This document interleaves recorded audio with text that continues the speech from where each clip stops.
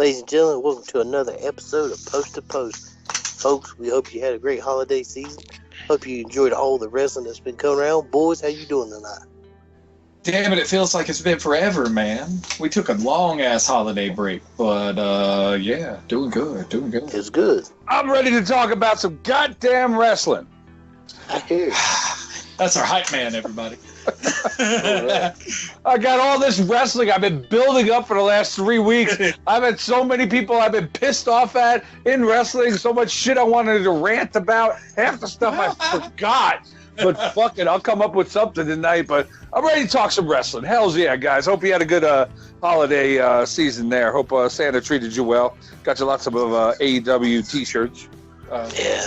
Zero of those, but pretty stoked on the 3D printer. Hopefully it's going to up my creativity game a little bit.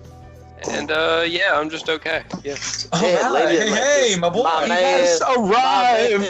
I've actually been here for 20 minutes. I think the DJ, I was like, oh, he gonna come in when he needs. The sneak, man. What's funny is I couldn't tell whether he was here because it just showed his like little picture thing in a big black box. I was like, why is that overlapping everything? Is he actually here? Fuck it, I don't know. Legend. His new ring name, Radar Fog. Radar fog. You just can't get a read. Perfect. Oh, well, if I can make it through this episode without fucking dying. Oh, let's talk about some Wrestle Kingdom. Yeah, man, it's like I had inner ear into a cold, into an eye infection, and just fucking dying. Oh. All right. Of course, after seeing that Atlanta wedding, I wish I did die. Oh my god. What's funny is Vince McMahon purposefully made sure he was at that recording. Like he was there for the wedding. Only the wedding. All these other because it was his fucking what idea. happened, but the wedding is happening, he's gotta be there. God damn it. And it's getting stupid good ratings. And I'm just like, what the fuck? Why? People like garbage. I mean, look at the Kardashians. Look at Real Lives of Atlanta and all that. And Honey Boo Boo lasted for. Well, what I'm pissed off is about when it comes to that is that storyline, the lesbian angle storyline, that was supposed to be Sonya Deville and Mandy Rose. They pitched that idea to Vinnie Mac, and Vinnie Mac goes and uses it on fucking Lana and Liv Morgan. Partially. Waste Liv Morgan's return. I mean, wasted it. Oh, yeah, they wasted that return, yeah. Yeah, they're building her up. They got little vignettes going on. It was like Emma all over again. It was just an incredible letdown for me. I mean, I'm entertained by what they're doing with the whole storyline, but I don't know. I think Liv Morgan deserved better. Let's just go ahead and get this other way. At least Liv Morgan debuted. Yeah. Emelina just walked out and goes, yeah, I'm not doing this. And then walks back and that was it. That was Emelina. All of that stuff. Like, here we go. Nah. And they're trying to take a page out of AEW's book because they're hyping it big time on social media. They're going to Twitter. They're showing pictures of them together. All kinds of stuff like that. They're trying to get that full circle that AEW has. Speaking of return, since you mentioned Liv Morgan, did you guys see that Good Humor? They're bringing back the ice cream bars. Yes, I shared that earlier today with these gentlemen. Yes, he did, and my mouth immediately salivated. And there is nowhere within 100 miles of any of us. All right. You already checked BrickSeek? I've been trying to check. No, I went to their website and searched, and it's just nothing. They probably haven't officially really hit yet. No, they got it where you select the item, like you go to the ice cream sandwiches, and then you click the WWE Superstars, and then it says locate store, and you type in your zip code, and you can choose between like 0 and 100 miles. It could also be a thing, kind of like with toy lines that I've discovered. It'll hit West Coast and trickle eastwards, so they'll have it like a few weeks before we'll even see it. Yeah, probably. So that'd be my guess more than anything. Hit your Dollar Trees. Hit your Dollar Hit 'em Tree. up. Give it 6 months. It'll be a Dollar Tree. Don't worry. I've had 4 straight months of nothing but Booker T. But yeah, so I think the cookies were Roman Reigns, Randy Savage, Becky Lynch, and John Cena, I want to say. Because I know John Cena and Becky Lynch were on there, and I think Randy was. But Yeah, I saw Roman shown as the cake. Macho Man is shown as one of the bars. So it sounds like we only want the Macho Man sandwich. Yeah, I think if I got Roman Reigns, I'd have to think real hard, but I'd probably still eat it. I would take it apart, flip it over. I would take a nice moist cloth and wipe off the edible ink. I think it'd be more insulting just to take the sandwich apart and flip the picture over. No, what you do is you just rub up and down on that arm that he's holding, so it's like he's actually doing his motions. Oh, God. Then you slowly wipe on the face, and then it's like, oh, explosion. That sounded oddly sexual. That's weird. Well, that's what I was going for. It's a nice sexual explosion. Sploosh! There we go. Oh, which reminds me, happy birthday, Mark Henry. But, Sexual chocolate! Sexual chocolate! I wonder if Oh, he ever got sexual reunited with his hand. Poor Mae Young. Oh, boy. Talk about she it. probably said, that thing is white, it ain't mine.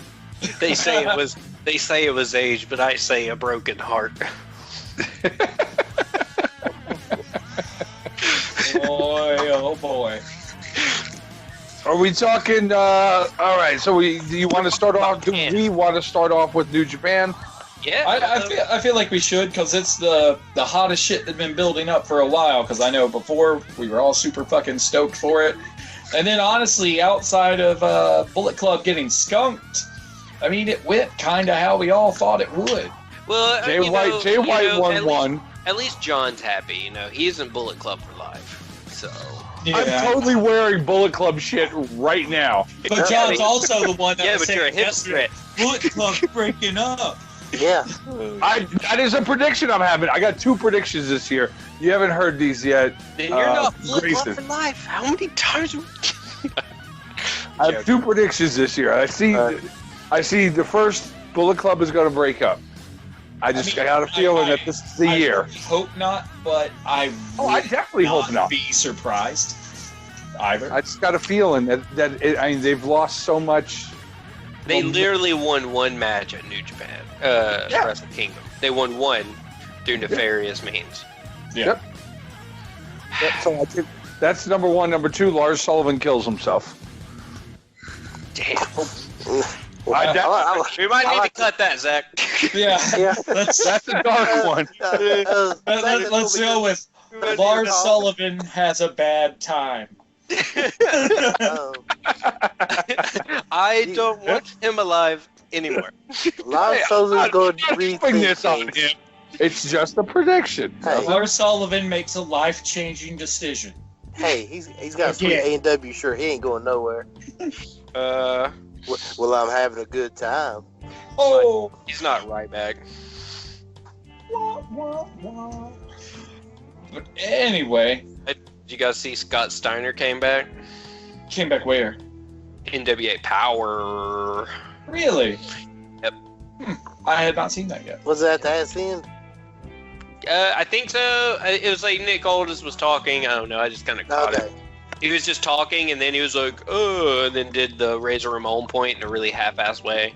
And then Scott Steiner was in the crowd, and you just hear his normal sirens, and he just starts talking shit.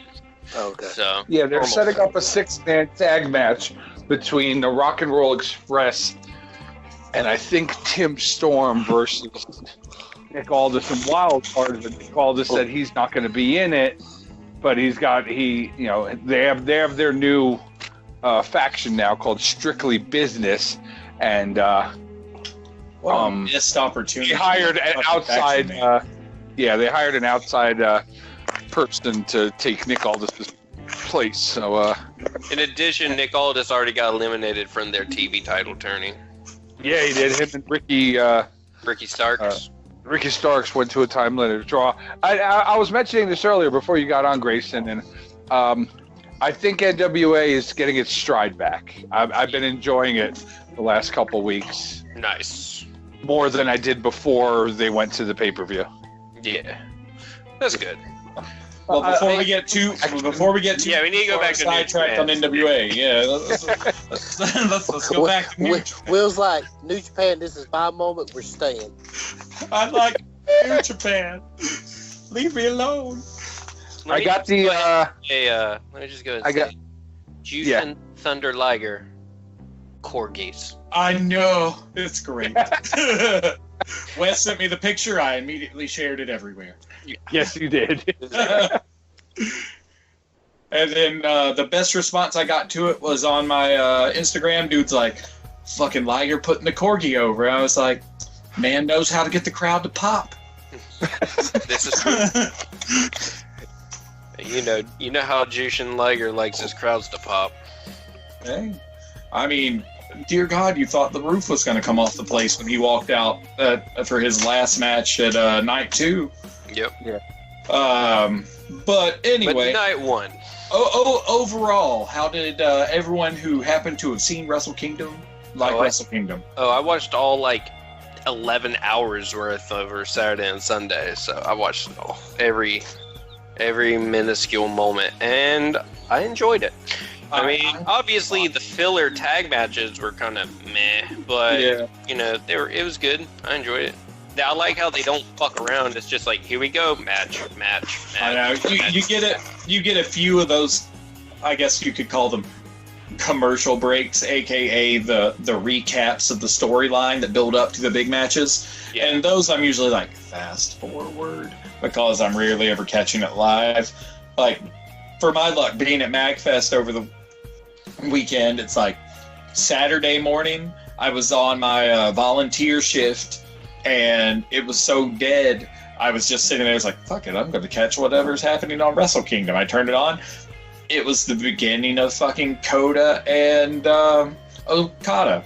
I was like, okay, I guess I'm watching the main event. So I had seen nothing else, and I just watched the main event. I was like, predictable. But then, I mean, it wasn't a bad match, but I was like, I saw that coming. I really did. And then Night 2, I get back from spending the whole day there after I got off of that shift Saturday at noon. I stayed at the convention until 2 a.m. And then I came back to the room, sat down, turned it on. I was like, okay, I'm getting the match, the Mox and Juice match, and then the Zack Sabre Jr. match. And those are the only two that I saw live. Gotcha. I was like, okay. Then I capped off Night 1. I finished it up today, and then I got halfway through Night 2 before it just froze and wouldn't load anything else. It got the Zack Sabre Jr. and Sonata, and I couldn't skip past it because it wouldn't load anything else. It's like, damn it. All of the second night was like a weird choppy view for me the whole time. It was like I mean, it was fine. It was watchable. It was kind of like how, but a little worse of how Spider-Man Into the Spider-Verse was kind of like a stuttery animation. It was literally like that the whole time, but a little worse. I get you. But so what do we want to start with on Night 1? The first big match. I just want to say, Coda should have won. I agree. But at the same time, as a little jump ahead spoiler to Night 2, my fucking prediction of Naito becoming the first double gold champion came true. Yes, it did. You called that. Should have been Coda. It only took me a whole fucking year to get it, but I got it. Hey, we did get part of mine, which was Jericho and Tanahashi. Mm-hmm. That's true. But let's see, what was the first real match that wasn't basically a warm up the crowd match on Night 1? Probably. Would it have been Mox and Archer? That may have been it. No. There was one before that. you got the tag match between the Gorillas of Destiny and Juice and Finley. Oh, I think that's the one, yeah. So let's just start with that. Juice and Finley are a good team. I do like Finn Juice, even though I think they should have called it Finn and Juice. Oh, yes. Laid back. See what I'm saying? Yeah, it would have made way more sense than Finn Juice. Finn Juice sounds like something made from fish. Yeah. Ew. Side note, I really like Juice Robinson's like character type deal, like super flamboyant, because you know it is the flamboyant. But yeah, it's hilarious. Yeah. I just like the hat. I think it's just the hat. That hat was extra wild. He looked like an extra colorful reject from the Village People this time. Yes, he looked like the cop mixed with Hulk Hogan. He did. Let me tell you something, brother. YMCA. Well, next was YMCA, brother. Walls of Death are going wild.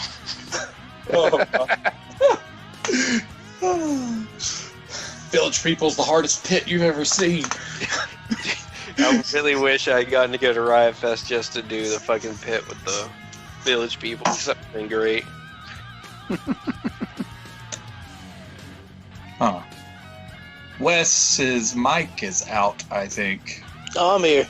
Oh, are you just muting it randomly? I saw the little eating icon. Chips. Eating chips? No. Okay. I was coughing like a son of a bitch. Oh, my fault. I was wondering. I thought maybe I had accidentally hit a button. So sorry to break the train there. Yeah, I was cool.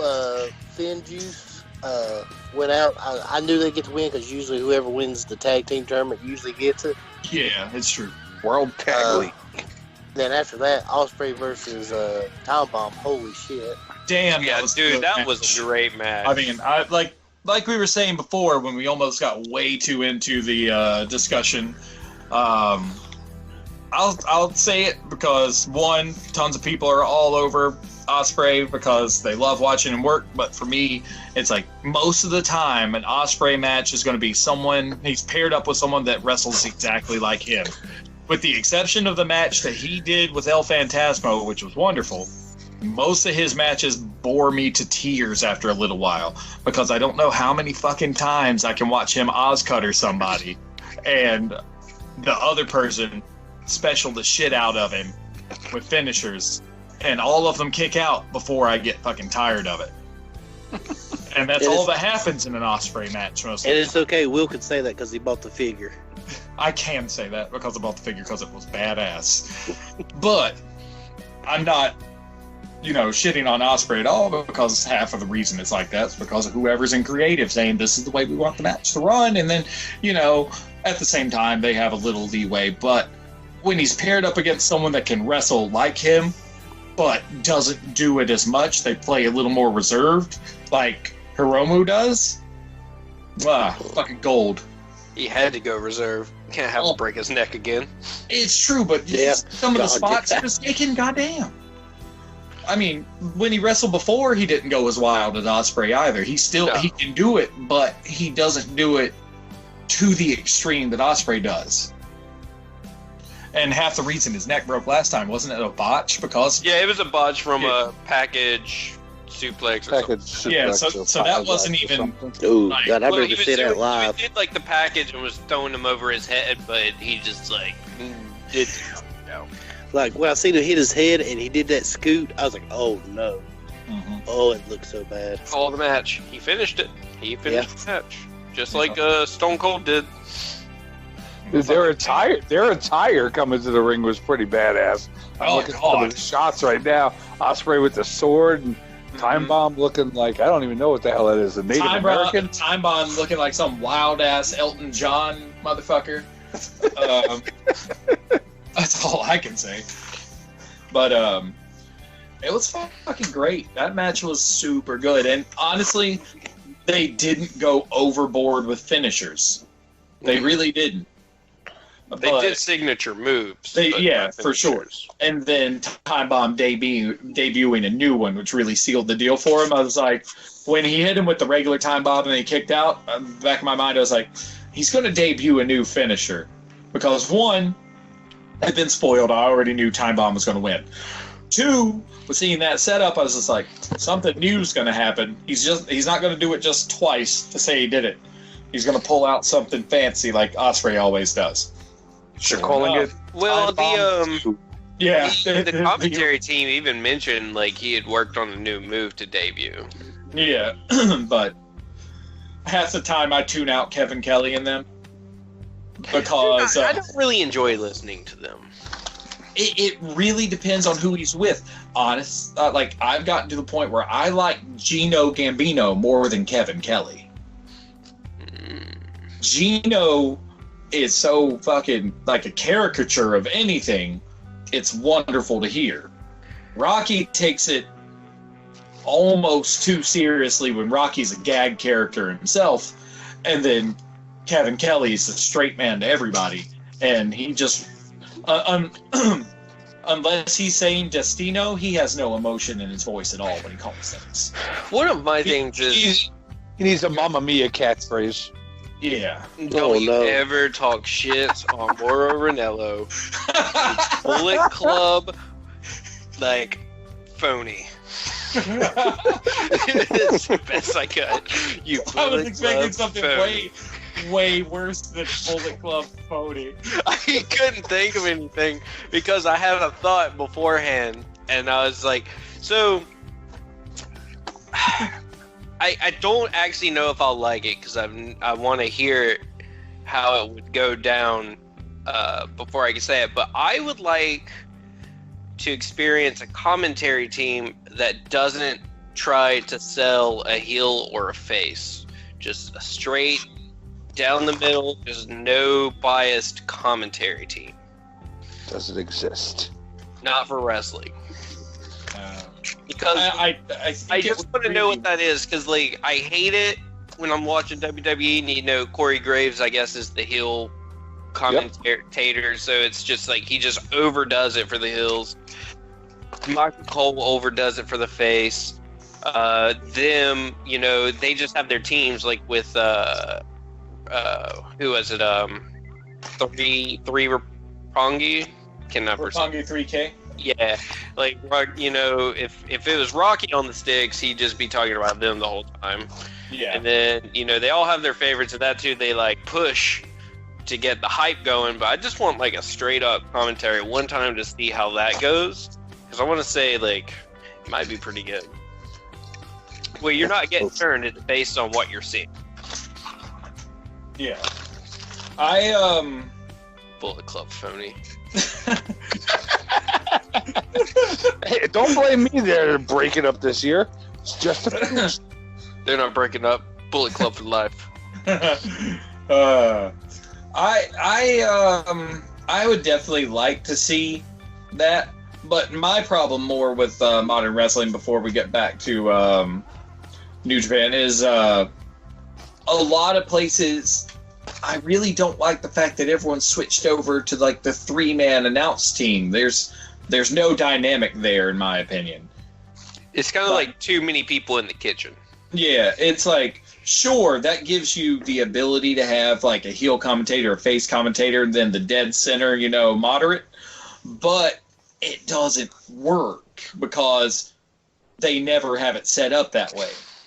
And honestly, Mike, most of the time now, there's so few true heels. It's hard to even call it like that anymore. So it's like Primus used to say, "There's too many puppies." Mamma mia! Motherfucker. That's what I'm going to do from now on. I'm just going to Mauro Ranallo the shit out of these podcasts. Every time we make a serious comment, you're going to fucking shortchange us, fucking cheap grabs for attention. It's like alright, man. It's alright. It's no different than Michael Chappello doing the big kaboosh. But anyone else have anything fun to talk about when it comes to Ospreay and Hiromu, other than how good the match was? Any qualms with it? Nope. I need to watch it. That's my qualm. I'm behind on New Japan right now. I need to watch it. Well, it was good. Period. Okay. Moving on. Next. Mox and Archer. Lance Archer. Yay, Mox won. Yeah. But, that was the saddest death match I've ever seen. Yeah, the thing I liked about it most is cool because Mox, he did green spray paint on the back of his coat. I was like, oh, yeah. Cool. He mixed it up a little bit. Did you guys notice he's wearing jeans again? Yeah, he's wearing jeans in Japan again. I want him to go back to the wrestling tights, but it could have been the fact that he was doing a death match. Yeah, that's true. Well, But he wore them both nights. Yeah, he wore them the next night too. Well, and I remember he was like, "I'm never going back to wrestling in jeans. They're not comfy." And now he's wearing jeans again. So I remember yeah, that. he just doesn't last time he had AEW. shorts on was, you remember when he wrestled, he's an AEW, he wrestled Pac, and it was the time limit draw. That was like the last time. Because he got like so pissed off because of the draw. He like, after that, he just wore jeans straight after that, or those camo jeans and shit. Mm-hmm. I'm sure he'll go back to him. It's probably just, there's probably some sort of weird little reason that he's got for it, because honestly, I like the shorts better than the cliched, I've got a ton of zippers jeans. Yeah. It differentiated from his WWE character. Yeah, it made him seem a lot more, honestly, a lot more hardcore when he went and like was laying train on people in Japan. It was crazy. But all in all, like, that match was really good. Like, it made Archer look good, which I think is incredibly hard to do. Yep. But it also made Archer look like a bitch. Yep. How they managed to do both at once, I'll never know. I mean, Lance Archer has gotten better in my book since, like, when I first started watching New Japan. I couldn't stand it. Anytime he walked to the fucking ring, I was like, fast forward this shit. Now What was his name in WWE? I don't know. I can't remember. I'll look Who's it up. that? Oh, Lance Archer. Lance Archer. WWE? Yeah. Yeah, it was Orlando Jordan.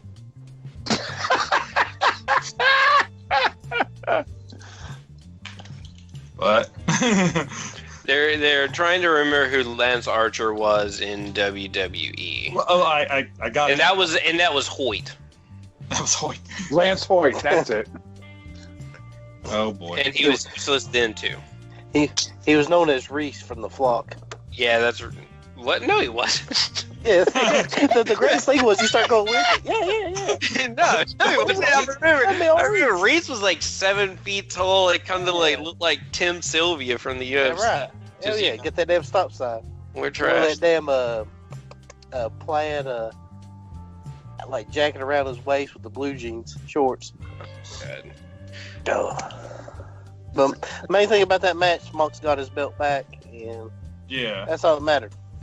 I know. I like that they let him get the belt back after he was stripped. I had the worst feeling they were going to just pull nah, we got it on our talent now. Fuck off. But I think they thought better of it. Yeah, and this will be dipping in the night too. But like when he's called out Juice for the title fight, I was like, if Juice wins, I'm cool. I said, as long as it ain't him, I don't give a shit. Just remember, Reese was also the Yeti. Oh boy. Yeti. Fucking Yeti. Let me hug you. The worst. Next to the gobbledygooker. But honestly, like, the best part of that match was the finish. Like, that Death Rider through the table. Oh, Dude, there's like a perfect hole where his head went. No shit. Yeah. I was looking at the pictures of that. That looked. He was freaking bleeding gnarly. in like a motherfucker when he got up. Lance Archer was gushing. Oh yeah, especially out his arm. Yeah. I can't get into anybody who's known as, or they call their mohawk a monster hawk. Yeah. I'm And like, it's not even a mohawk, it's some fucking braids. I'm like, yeah, you could probably tell me the release date of the next 5-Finger Death Punch album, can't you?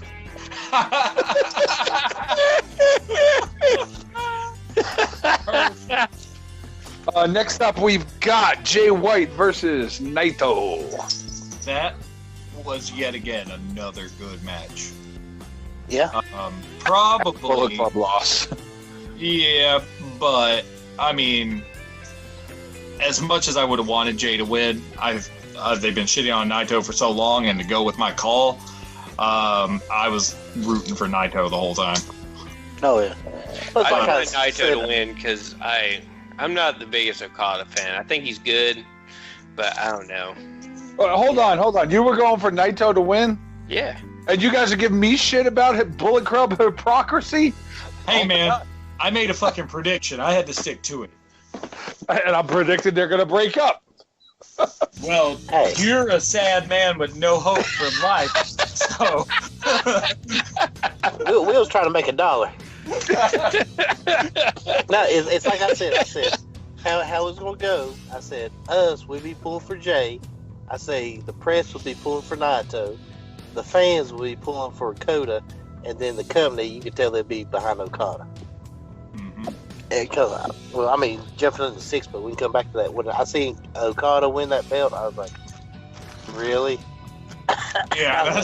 I was like, if Naito doesn't win, it's like I wouldn't stop watching New Japan, but I could just tell management totally has changed. Mm-hmm. Side note, I really liked Jay White's outfit for that first night. Hell yeah, it was awesome. That white the white with the red slices. Yeah. I don't think he's worn that in a little while. Yeah. Fucking loved it. I didn't really care for the red and white, but the white red. Whew. Yeah. Or was his old one white and black?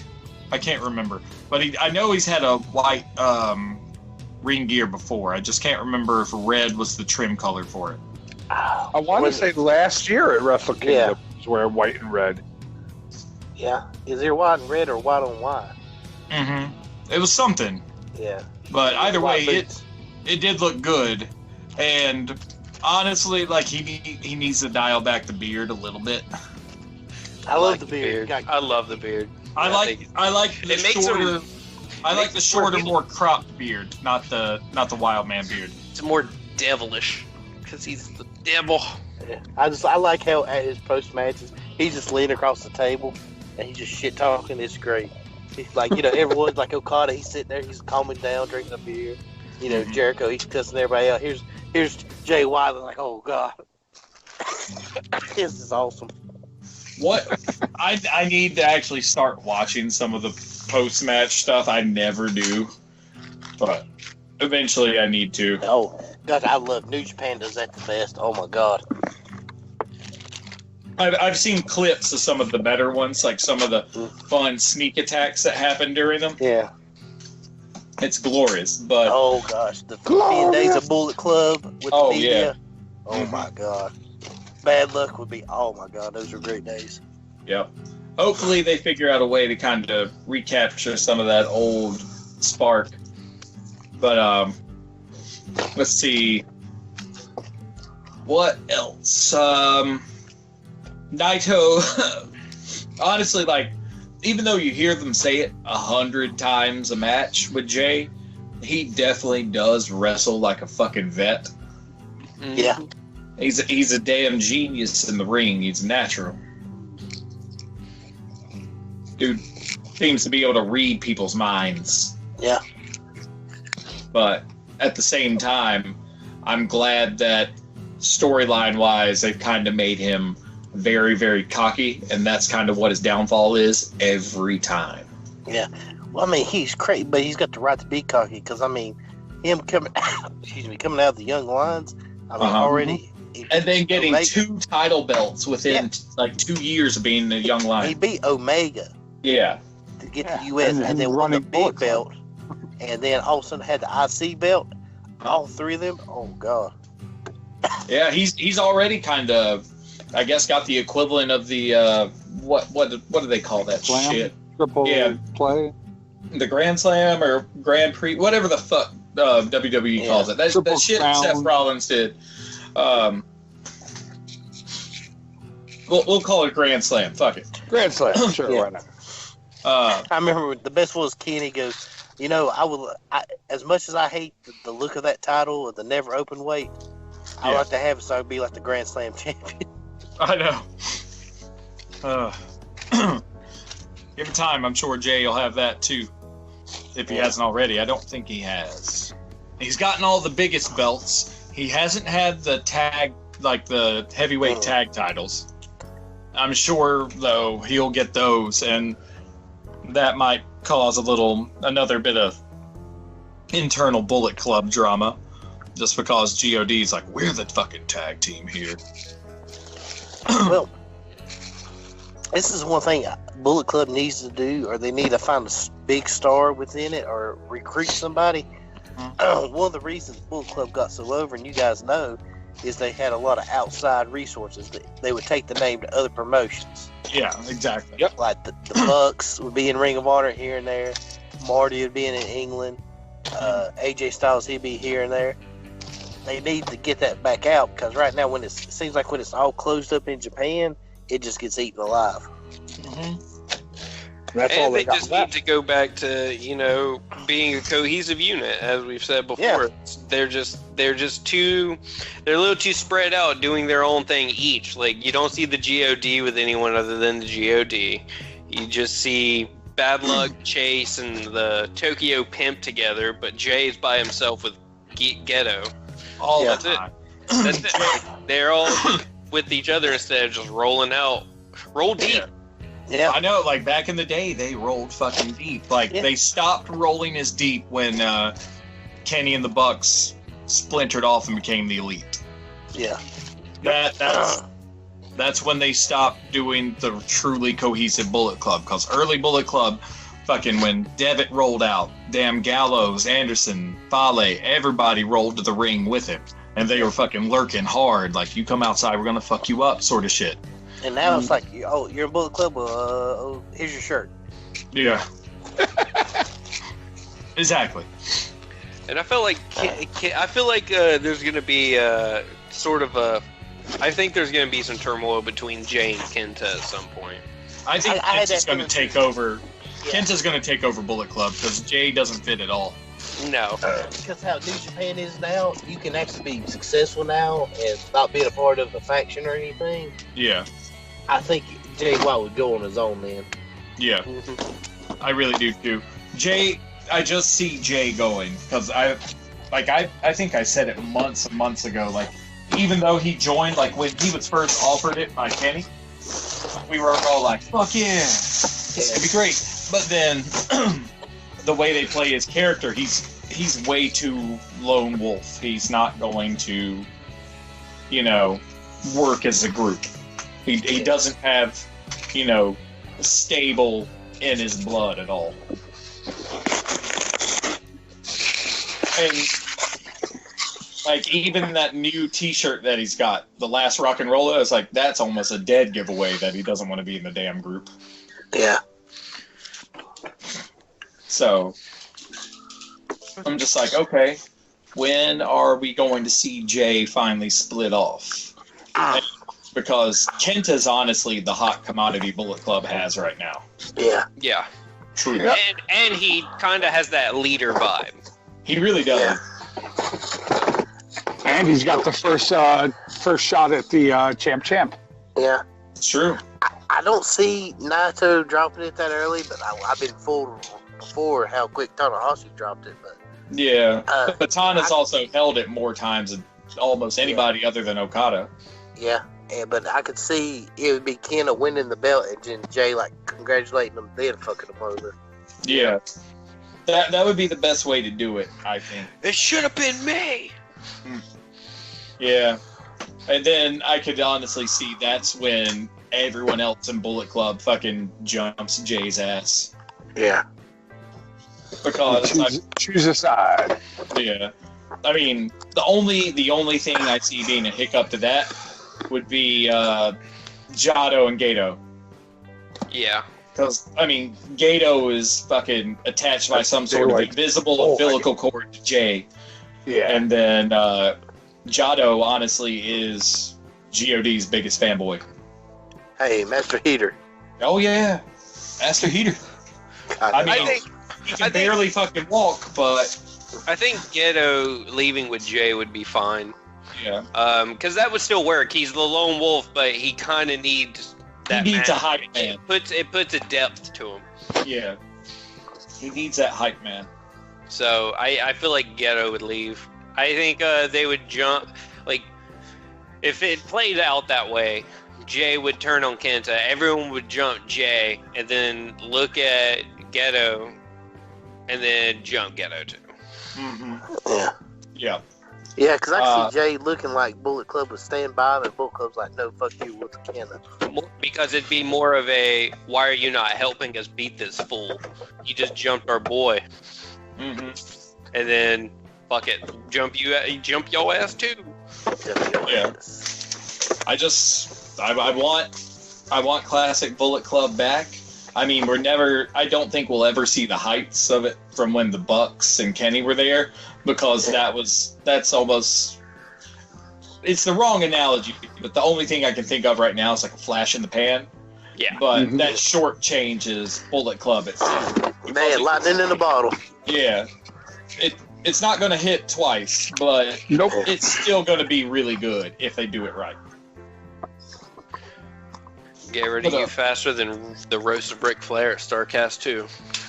Oh. But we'll still leave you on the key card. There we go.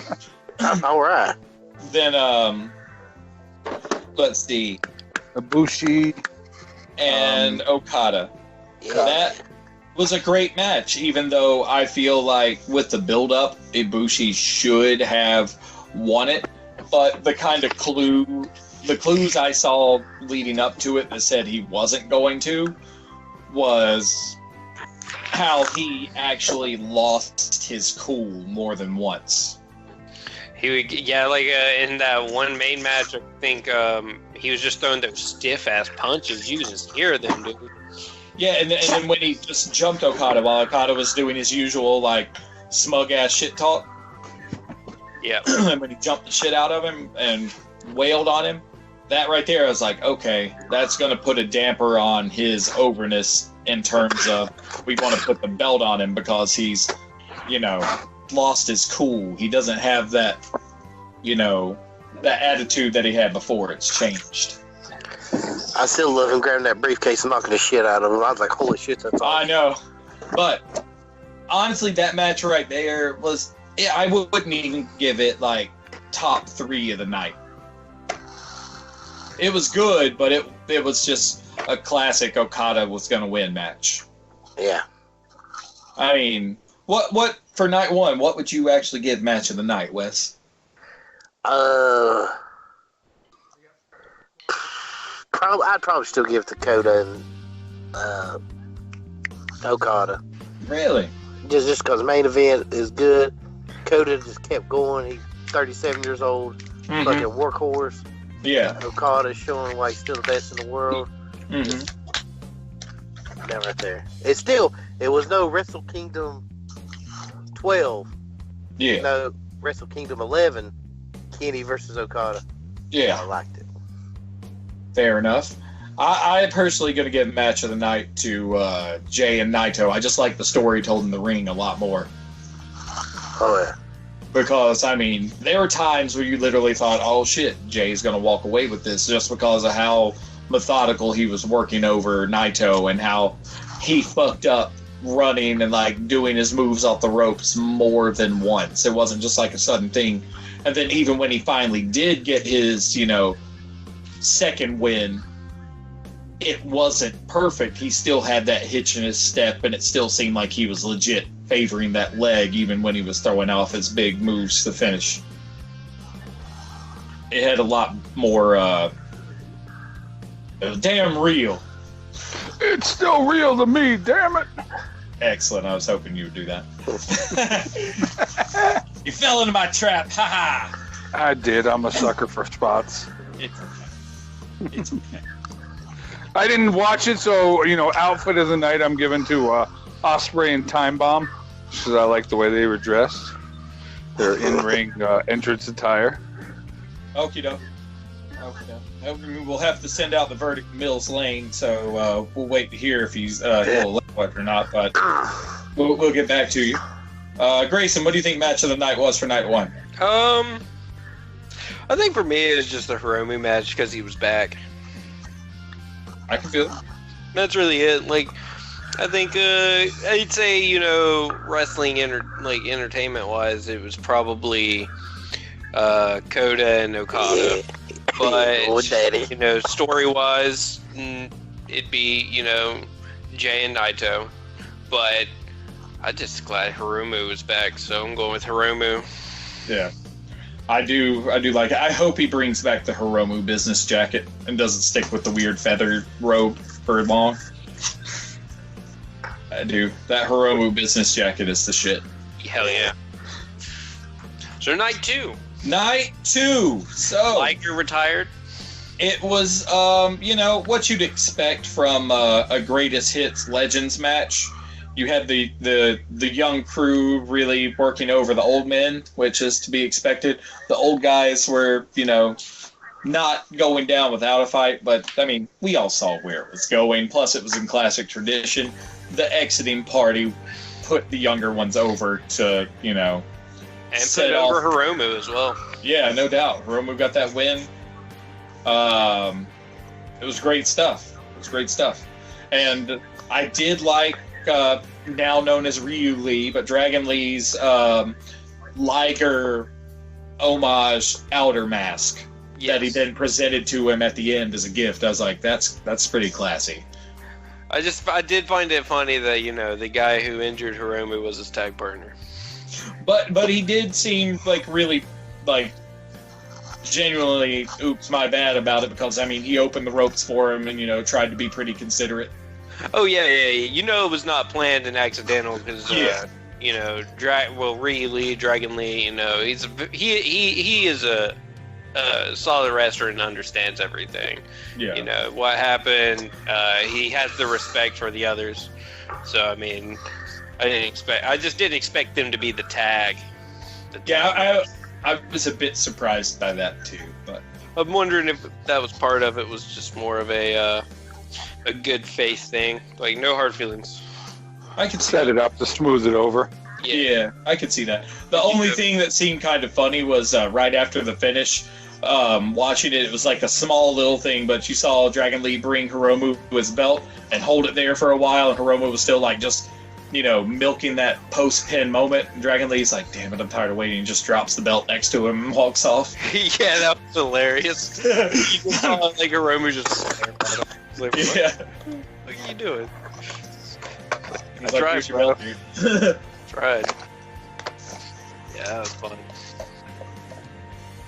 But that it was a good send-off match. I mean, part of me would like to see, even though I know it's against tradition, part of me is like, damn, I'd like to see the guy going out actually get a win on his way out. But, it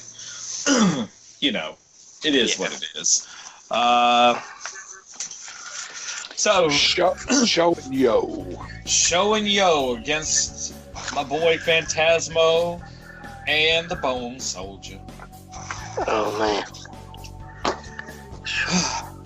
I'll give it to him. Wah. I'll give it to him. I really enjoyed the fact that they were wearing fucking cups.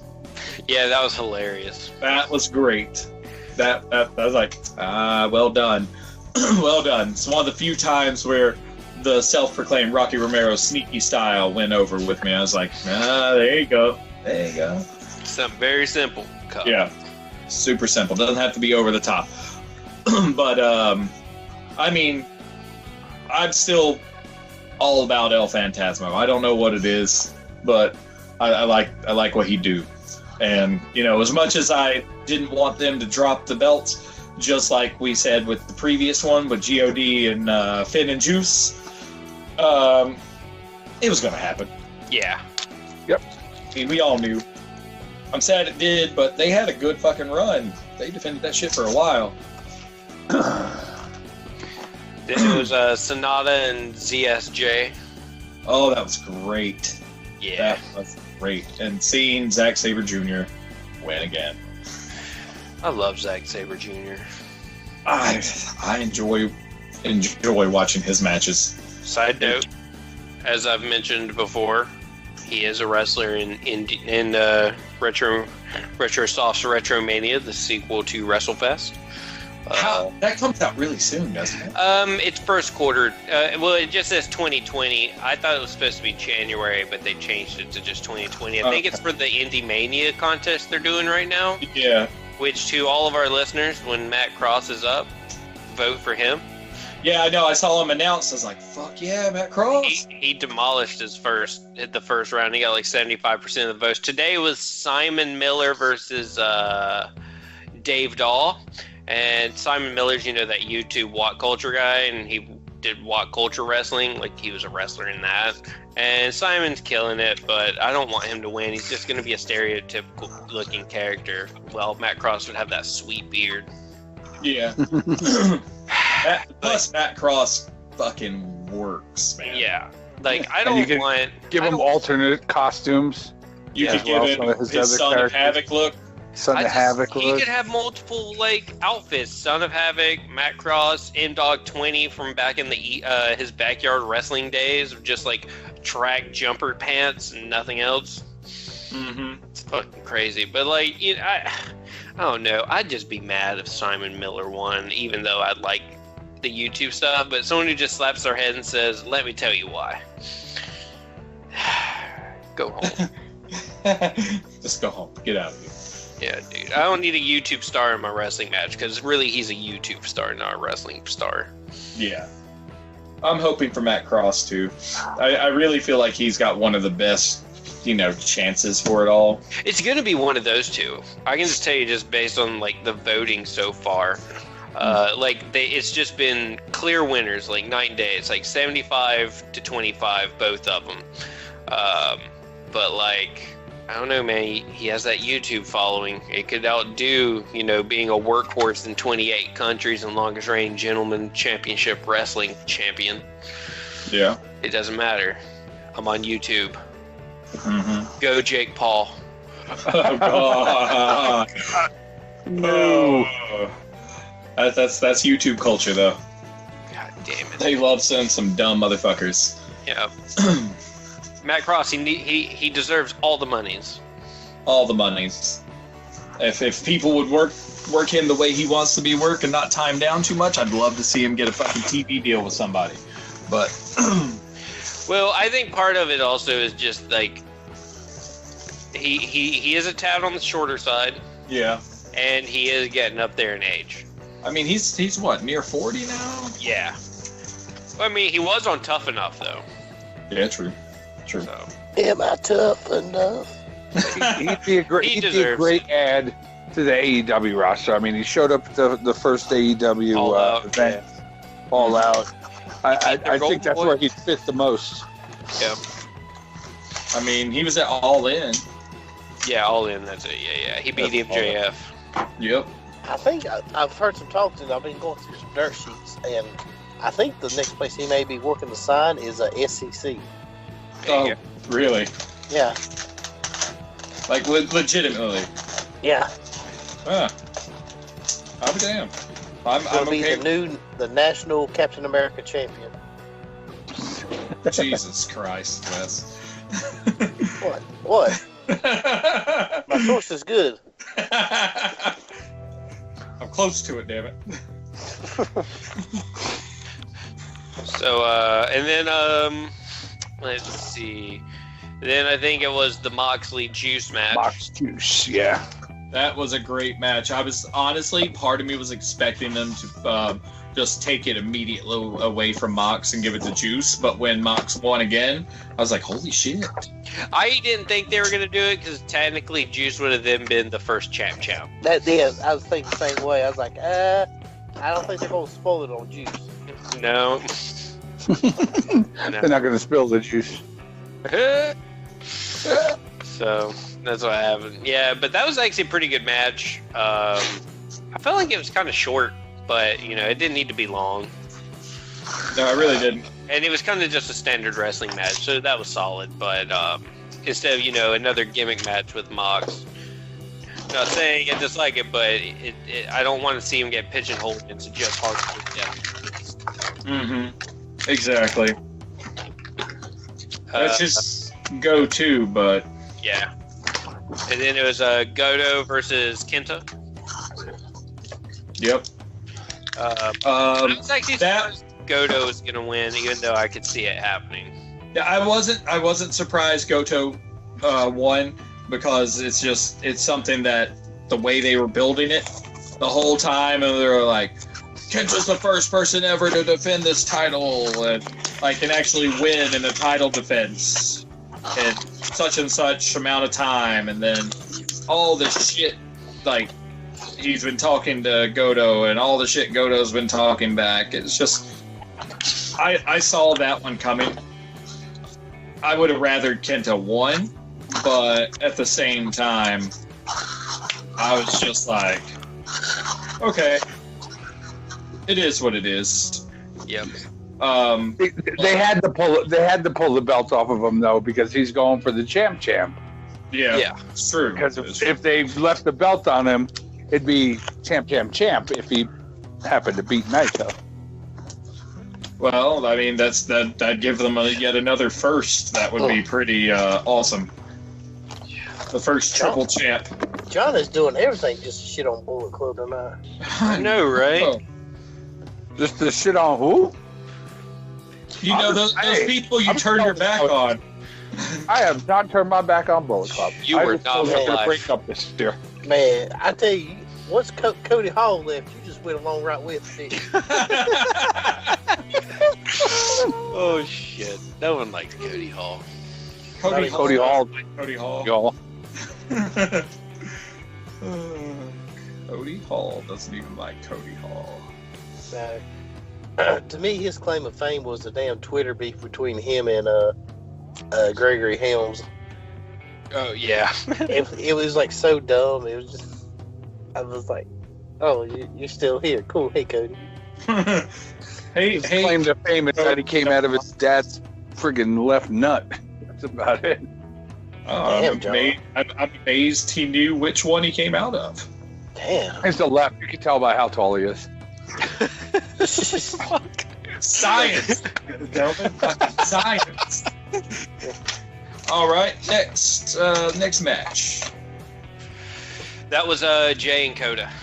Jay and Coda. Didn't get to watch it. Froze up. But honestly, I wasn't going to watch it. So It was a good match. Just too much ghetto. Too much Gato. He was doing his usual. I'm going to interfere every 10 seconds. Yeah, it was a little much. I got a little over that. That's another thing that kind of cheapens things for Jay. I think it's like they keep playing up Gato so much. It makes you think that he can't. Jay can't do anything without him. Yes. And I kind of think that they need to dial back Gato's interference just a little bit so they can really play up how actually good Jay is. Because every time they keep talking about how good he is, Gato's like, I'm going to interfere. I need my time in the limelight. I'm Gato. But so after that match, which I definitely wasn't going to watch, I was going to skip over. What was next? It was the final match, Okada Naito. What about Jericho Tanahashi? No, I forgot all about that one. It was a good match. Yeah. Okay. I mean, I know. To me, I mean, I knew Jericho was gonna win. Yeah. So it's just like I just watched. It was more of just watching it. He tried a frog splash though. I saw that. I saw his clip where he's like, "Did my first frog splash ever. Thanks, Eddie." So Jericho's been catching shit online because there's an unflattering picture of him. And people where he looks all chunky? Yeah. And people are talking shit to him. And he responded with a picture of him throwing up double biceps, and he hashtagged it Fat Jericho. Yeah. Jericho don't give a damn? No. You want to see weird? Go look up Joe Rogan's video that like everyone got up in arms about. He looks weird.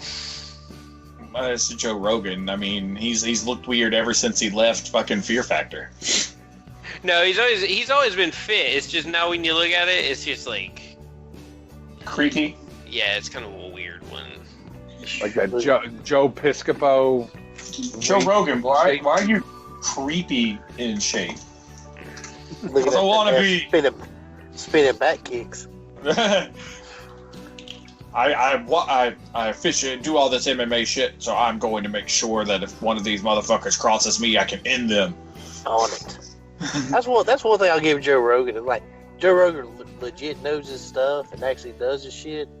It would probably fairly do well in MMA, but if somebody says, hey, what'd you do? He's like, no, they destroyed me. No, they destroyed me. Humble Rogan. Yeah. Unless you start talking about weed, you're all right. Yeah. I did not think Jericho was going to lose that friggin' match. Me, Wes, and Will were talking about that in our chat last week, and I'm just like, not going to happen.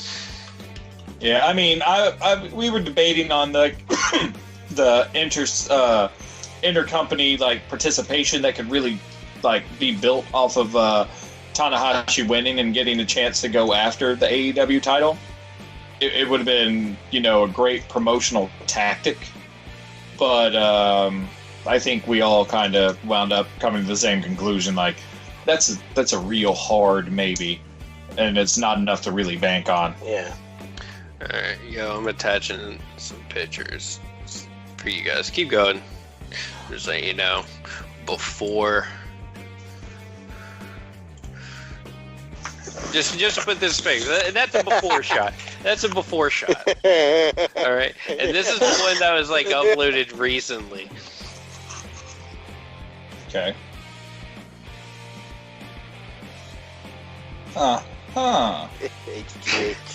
Gosh. Like it's weird looking, man. Mm-hmm. He is still spinning back kicking the fuck out of you. God, yeah. But damn. Like when you have George St. Pierre saying, "Oh yeah, Joe's the best at that." Yeah, you're pretty fucking good at it. Yeah.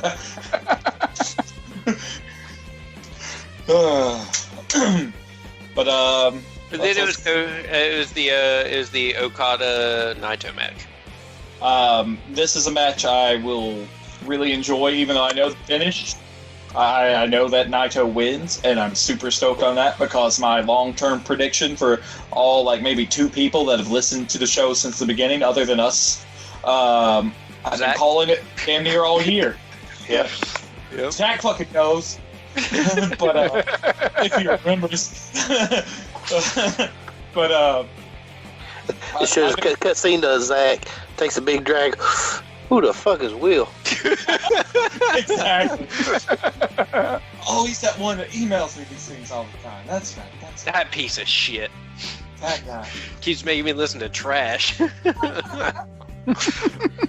rather go watch Steve Wilkos. Damn. You don't deserve to sit on my stage. Security guard. Oh shit. Willie Club for love. You look like you want to hit me. Won't you hit me, little squirt? Won't you hit me? You like hit your mom? Hit me. And then it's like security just backs, like pulls him back. Yeah. It's like, I can't. Your boys are on me. That's right, because you're scared. You're scared. No, I will fight you. I got 7 guys holding my dick. Well, guess what? We took a lie detector test. Like, what the fuck for? I told you. I beat the shit out of it. We took a lie detector test. What are the results? It's like, he said he would beat the shit out of you. Test indicates a lie. How the fuck did you do that? He just had this discussion. Oh, fuck. Good stuff.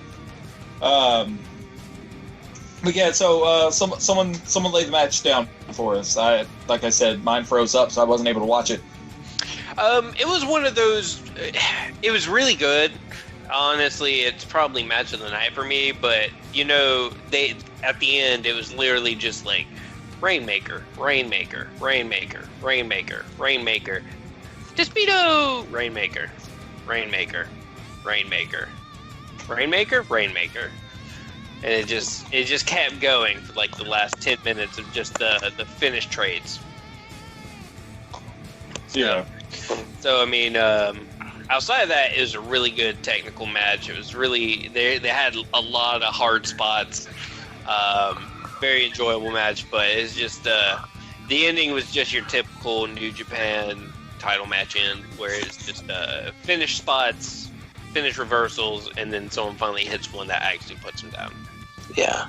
Like, if it was your first Okada Naito match, you're like, oh my god, that's great. But it's like, it's a good match, but you've seen it before. Yeah. Dave Meltzer, 4 stars. Makes sense. So, Makes sense. yeah. Good times, bro. That was almost an hour and a half on New Japan. Wow. Good job, guys. New Japan's good. Oh, no, I'm liking it. I think it's great. That's the most time we've given them in a while. We haven't even hit New Year's Dash yet either. But, I mean, New Year's Dash you can wrap up really quickly since kind of Night 2 was what originally New Year's Dash would have been.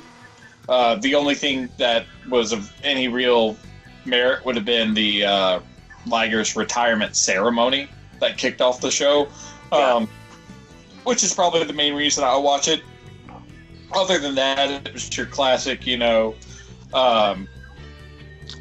jobber start or young lion start, and the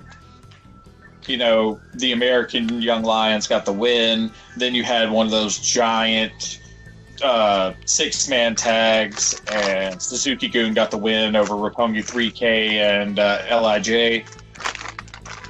Then next thing you know, you've got another big-ass 10-man tag with Juice, Finlay, Tanahashi, and Ibushi versus G.O.D., Fale, and Chase. Kodo gets the pin on Chase because Chase always takes the L. Yeah. Didn't Bad Luck take it on the first night, though? I think that was Chase also. I believe it was Chase. I know he lost the second night because he took the Brain Buster, the Spine Buster, or whatever the fuck it was. Yeah. Brain Buster. I can't remember. I'm on it. Then you had, let's see, Goto and Ishii versus Evil and Shingo, and Evil and Shingo won. And then apparently after the match, Takagi challenged Goto for the Never title. Takahashi. No, Takahashi's the Tokyo Pimp. That's right. Took it on night 1. I really want them to stop jobbing him out. He has such potential, in my opinion. And that booty valet. Good God.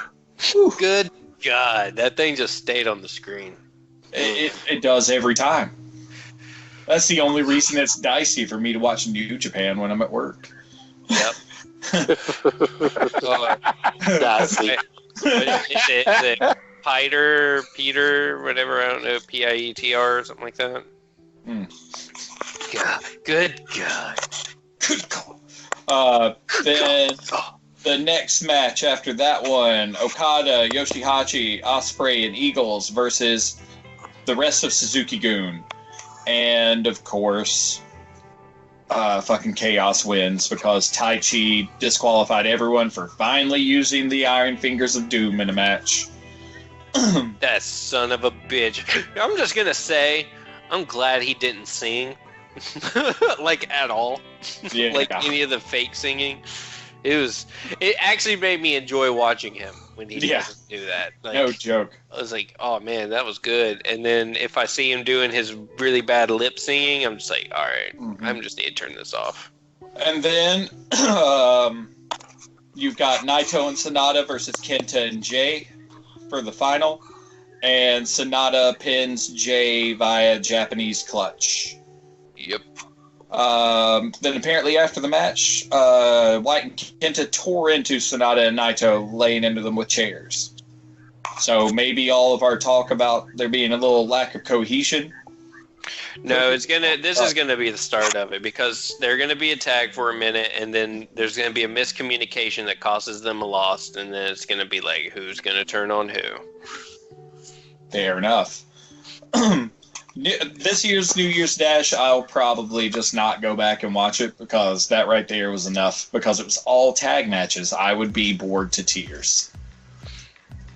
Yeah. I mean, I enjoy some good tag matches, but Every match literally was a tag match. It was every one of them, because all of your main matches, which would have been saved for New Year's Dash in years past, were done in Wrestle Kingdom Night 2. So New Year's Dash is like, hey, everybody that's still in town, come watch this. I would like to go to Wrestle Kingdom one year, but it'd be like a $3,000 trip. Most of that cost is just going to be the flight. The actual tickets, even with it as big as it is, the tickets still aren't that much. No, but you cannot get any sort of good, like, great seats or anything, though. Because the front row is for New Japan Club, and you have to have, like, a Japanese residential address to be a part of that. I feel like I could probably figure something out with that one. And then there's only like 3 vendors who will sell the New Japan ticket, the Wrestle Kingdom tickets, and you have to go to them, let them know in advance that you want a ticket, and then pay in advance, and they send you the tickets. Mm-hmm. It's a really weird process. I think it's like Sumo Gorilla or something is one of the popular ones. I have to look into it, because I really feel like the New Japan website had them on sale. Nice. For a while. So, change topics, because I think what you had to go soon, John? Yeah, it's 8:30. I needed to. I had a question I wanted to run by you, since I know you are up to date on the WWE rumblings. Yes. How do you feel about the Raw Wrestling Champion being in the Royal Rumble? I think it's going to set up an interesting match at WrestleMania. I think he's going to wind up getting eliminated by someone that we don't expect, and that's going to set up his WrestleMania opponent. I'm hoping, this is a long shot, but I'm hoping it's Matt Riddle. That'd be cool. Could be someone like Keith Lee.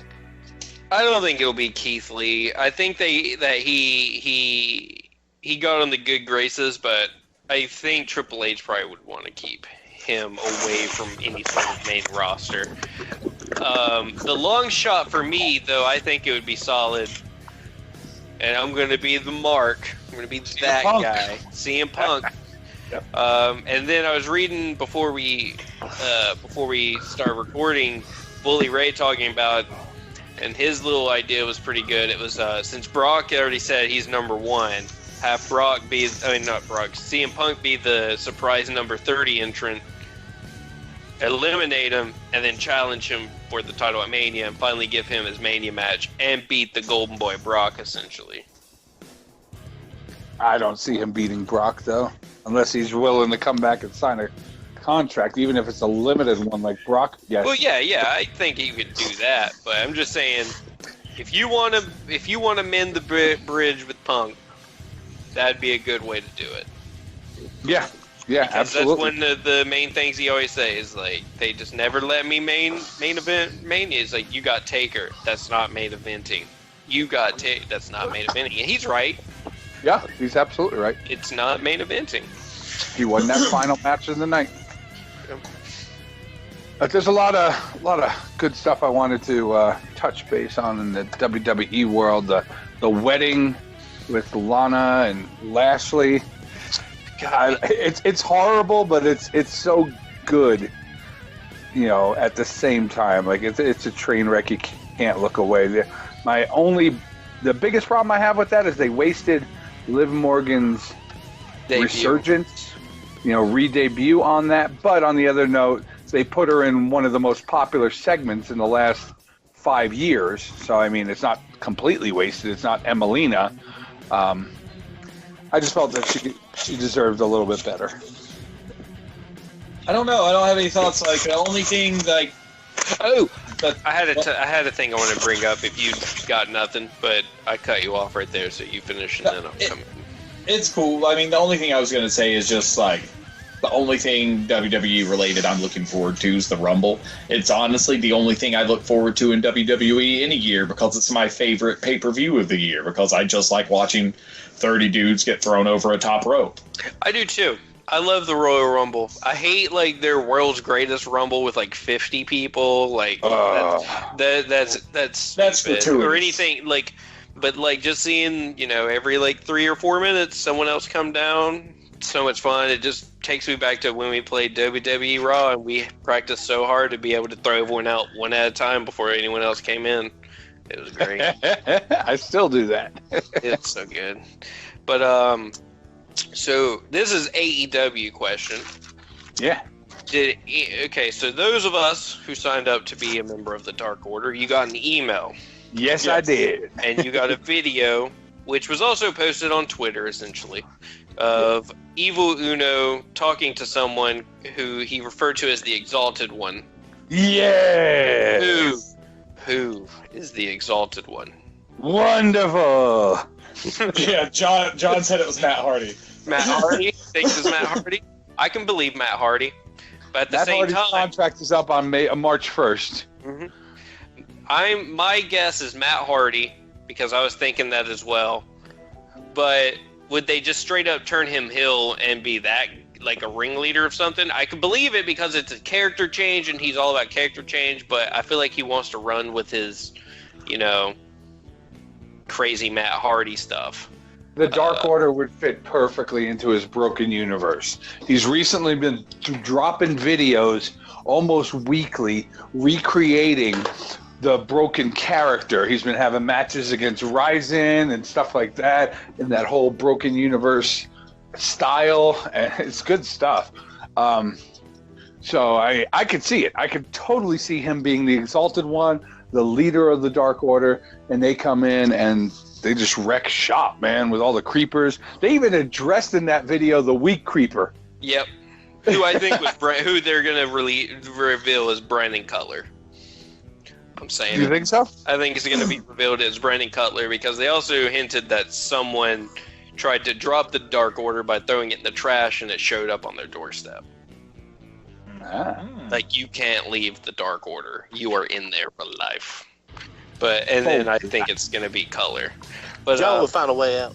The only... yeah, John, the only Bullet Club. Way out of Bullet Club. But the person I was wondering is, could it be Marty? Also fit him because, the villain. They're setting up, I think, a slight feud with him since all my friends are dead, and the first people they truly attacked were the Elite. That could be it. I won't agree with it, but I will say this. That would definitely get Dark Order over. Oh, Yeah. I mean, I think Dark Order has a lot of potential to go over. It's just the way they kind of started it's a bit hackneyed and a little bit overly cliche and cheesy. But I love the Dark Order. I like it too. I mean, I fucking joined it, but some of their shit is that's the name of the episode. I like it too. I joined it. Let me write that down so I don't fucking forget, because I forget all these great titles all the time. Where's my fucking pencil? That's the other subtitle. Next week's episode. Next week on another episode of Post to Post. Now, okay, so I got a quick gripe for this week. My gripe for this week is whoever the fuck is producing the segments, why can't they set it up? I'll be in a little bit, baby. Why can't they set it up to have the commercials in between matches? I mean, you got a fucking match card here, okay? And you know this match is going to go on for this long. This match is going to go on for this long. Why not schedule the commercials in between? And I'll tell you why. This shit pissed me off. I'm watching Sammy Guevara and Dustin Rhodes, and they cut away to the little picture-in-picture bullshit that they do. And that's cool. You get to still see the action. But with AEW, they don't go for the whole fucking commercial break. So I'm watching Sammy and Dustin going at it, and one of them grabs a chair, getting ready to smash the other one. The next thing I know, I got fucking octogenarians on my goddamn TV screen singing the theme song for Cheers. I don't give a fuck who knows your name. I want to see who's getting hit with a chair. That shit pissed me off. So whoever's doing that shit, fix it. I don't know why We can't. Maybe you guys can tell me, but look at your fucking match card. Look at your commercials that you need to do in there and work that shit out. I've been complaining about that nonsense for fucking years. It is infuriating. It's like and also it's kind of like in the WWE on their fucking like pay-per-views in the middle of a match, and then they cut away and make that the small, and then they do a big advertisement for like a Roman Reigns match later on in the fucking night. It's like there's people in the fucking ring essentially putting their life on the line to entertain us, and you just cut away to like someone talking. Mm-hmm. Like, get the fuck out. Yeah, that's it just got me so bad because, here's a chair shot about to happen. Like, literally, about to happen. You got, like, a half a second till impact, and then you've got 80-year-old people singing, well, everybody knows your name. What the fuck is this? I could care less, man. Maybe they should have done the Age of Aquarius. It might have went over better. Something. No, they shouldn't have done a goddamn thing. It's the Age of Aquarius. New title. They should have done a goddamn thing. Oh, shit. So that's my rant for this week. The motherfucker who's producing the segments and the timing, fix it so we don't miss out on wrestling. It was so funny because you was so tore up at that time, and I just kept laughing harder and harder. That last one was gold. I'm ready for the next full rant that John gets to do.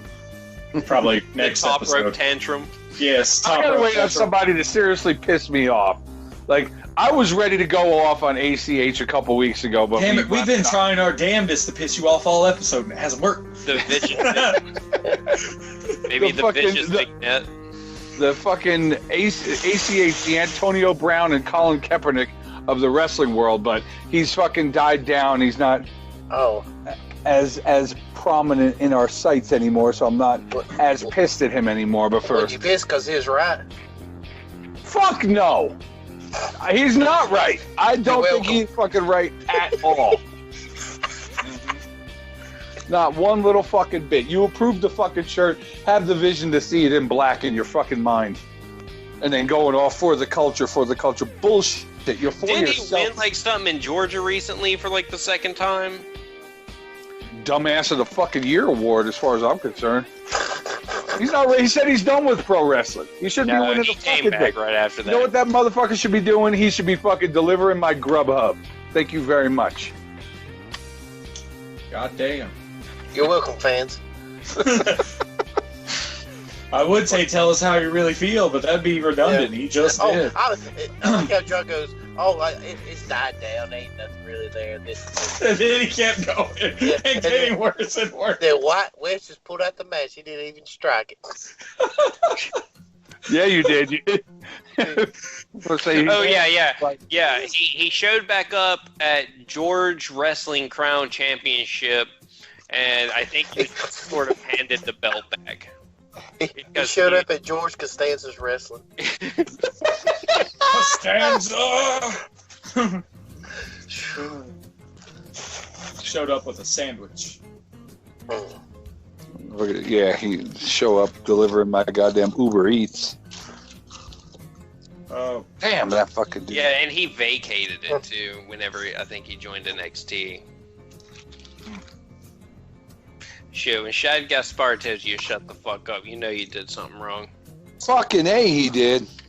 Yeah. And then they and then his other partner from Crime Time, JTG, clowning on Lars Sullivan on the he's promoting his app and clowning on Lars Sullivan in the same breath. It was genius. Oh man. Or Sullivan. That's a whole nother topic there as well.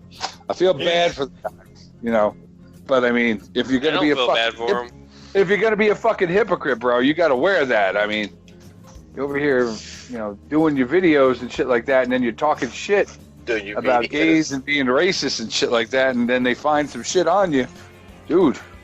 If you put something on the internet, you need to remember that's just there forever. Mm-hmm. Hey, he's just having a good time. Yo, Axl Rose wrote Google to drop some pictures of him when he first got fat, and it didn't work out for him. It's not going to work out for you either. So Wes actually previewed the video of Lars Sullivan. Can you give us your blow? I watched the whole 20 minutes of it. Yeah. Well, apparently it's so funny. Is that, like, everybody's like, "Man, I wish he wasn't racist because I'd love to fuck him."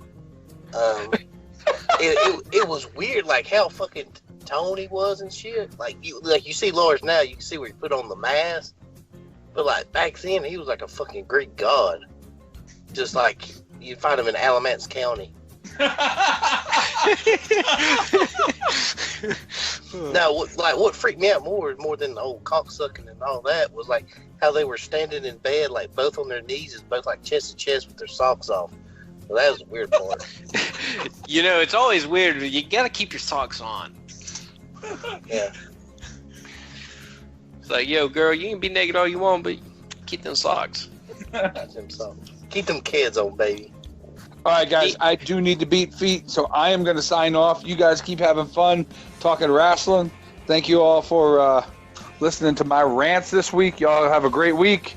I'll talk to you hopefully next week, next show. So,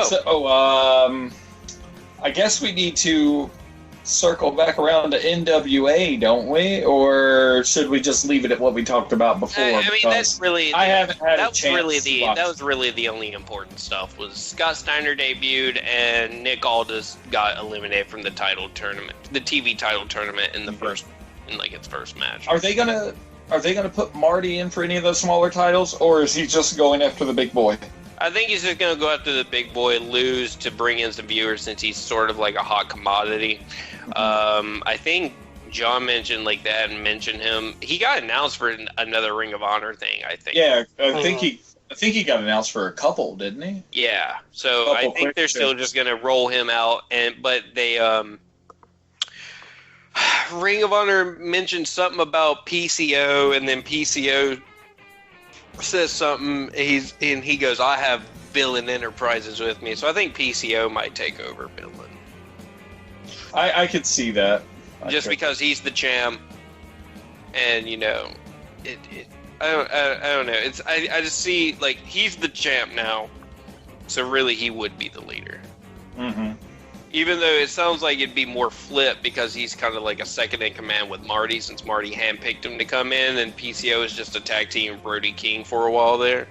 Yeah. But I think it's PCO will probably take over if Marty ends up leaving.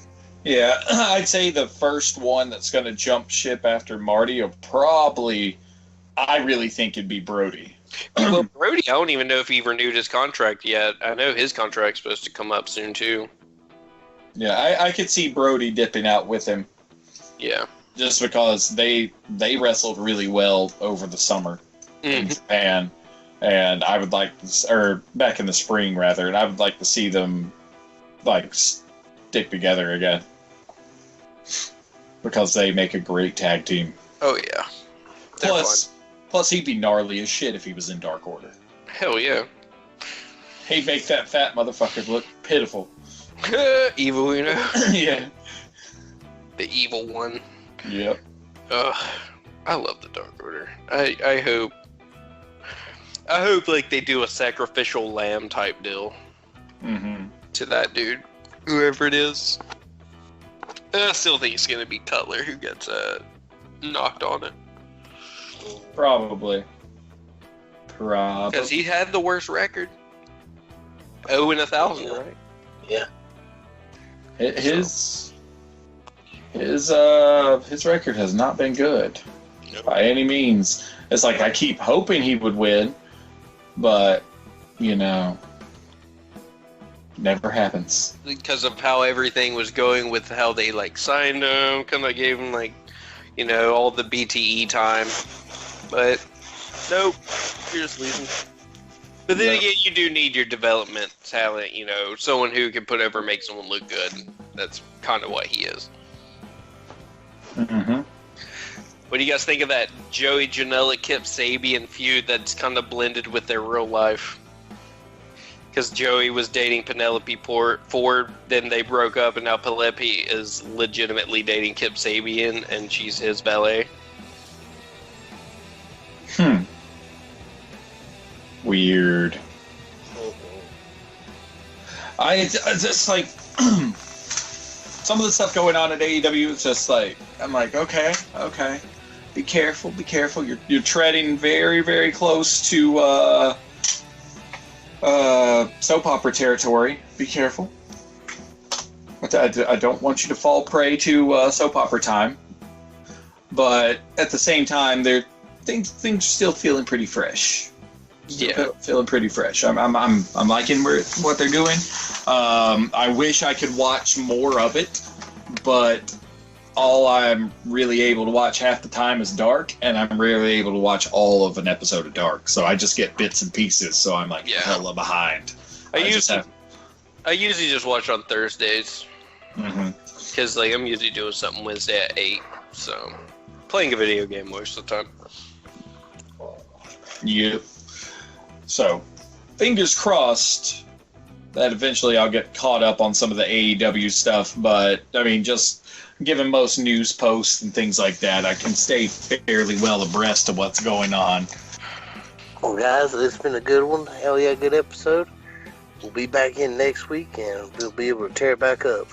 Oh, yeah, and Wes will be less sick, and so he'll be super hyped with energy. If not, we're going to get him really, really fucked up on cold medicine, so he'll be tripping balls while he records an episode. Robo tripping West, dog. RT Dubs. RT Dubs. Welcome back to hell. Exactly. So next week I'll be in surgery. I don't know what I'm doing now. I don't know if that was legit or not. I didn't know where to go with that. Was that a real statement? Just dropping it on us? Or Wes, is that another damn work? I can't tell. That's shoot. You working me? You shooting on me? I thought it'd go with the storyline now, like I've just been fucking everything happening wrong. It's like part of me was just like, okay, it makes sense, but at the same time, like Wes's delivery is so spot on sometimes. I'm like, I really can't tell if he's fucking serious. Random thought. The Exalted one with the Dark Order. It's Wes. Jim Cornette. AEW be out of business in 6 months. Oh shit! Because he hates the elite. He hates the Young Bucks. It's perfect. Yeah. It's sad how much that makes sense, but at the same time, no, it's not. No, it's not. It's never happened. So, all right, everyone. I guess that's it for another riveting episode of Post to Post with Big Wheezy and Mr. Brothers of Discussion, Big Willie, and G Diddy. So there we go. When did we become shitty rappers? You're telling me that we haven't always been? Well, if by rap you mean that shitty version from the 90s where it just meant talk a lot, then yes, we've always been really shitty at talking. Yeah, we're really good at slam poetry. Yeah, exactly. But yes. So keep it real, drip with ice, drink your gin and juice. Fin and juice. Drink your fin and juice. You get Bye! my boy.